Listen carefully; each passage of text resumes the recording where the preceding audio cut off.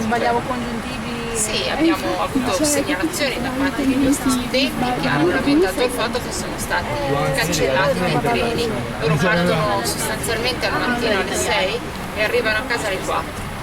Viene proibito loro di studiare, di fare quello per cui in quella fase della vita uno deve essere impegnato davvero, e quindi siamo al loro fianco. Siamo al loro fianco anche perché finché governavamo noi questo treno c'era e loro avevano comodità nel muoversi anche se vivono in zone che non hanno sempre avuto dei trasporti eccellenti.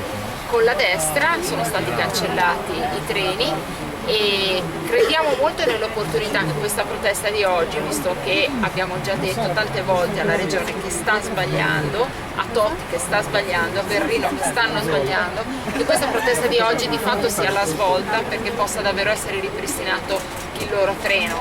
Poi naturalmente i problemi sono tanti altri, i pendolari, i cittadini che devono muoversi per ragioni sanitarie, sono stati cancellati tantissimi treni, viene previsto una necessaria cambio di treno a Sestri e questo significa allungare ulteriormente le percorrenze. Lo dico perché c'è una filosofia dietro questa visione della regione. Chiusi nel Palazzo d'Avorio di Piazza dei Ferrari non riescono a capire cosa davvero sta avvenendo nella regione Liguria, e quello che sta avvenendo è che si impedisce alle persone di muoversi liberamente, ai cittadini di poter raggiungere le loro destinazioni di lavoro e agli studenti di studiare. Credo che questo sia davvero insopportabile per tutti i liguri.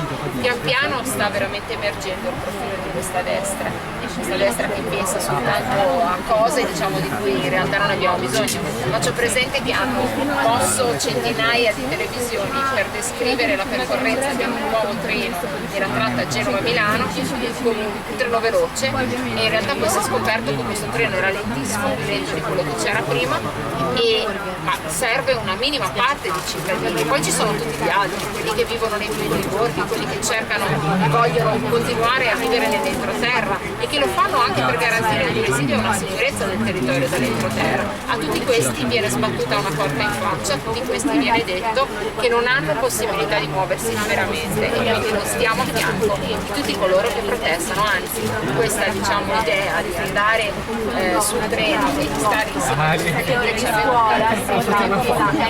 sarà la massima responsabilità dei cittadini. L'abbiamo già portata e abbiamo ricevuto purtroppo delle proposte negative. Allora a questo punto abbiamo deciso di stare in mezzo alle persone per cercare di far capire che non era solo un problema politico, che c'era un problema reale della gente, e quindi siamo sicuri che dopo la protesta di oggi qualcosa si muoverà, insomma, comunque ci puntiamo davvero. Grazie a voi.